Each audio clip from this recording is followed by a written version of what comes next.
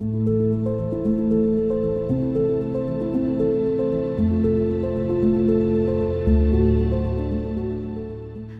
на влиятелен гражданин на Перперикон от късноримската епоха от 3-5 век е новото архитектурно откритие на археологическия обект.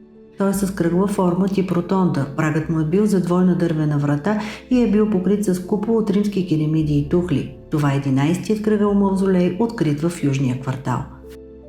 11-те ротонди са горе-долу еднотипни, с диаметър между 6,88 метра, тази е 7,80, в която се намираме новата ротонда, с входове винаги на изток, гледащи към главния път, водил към Акропола на Перперикон, и много добре оформени.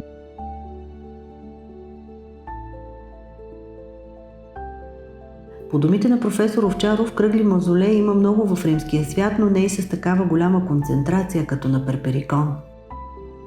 Тук явно е имало някакво предпочитание към кръглата форма, което, между другото, аз свързвам, може би така малко хипотетично, с храма на Дионис, който също е бил с кръгла форма, много по-древният храм на Дионис, знаеме, нали, разкрит в двореца светилище, така че тази кръгла форма очевидно е била любима.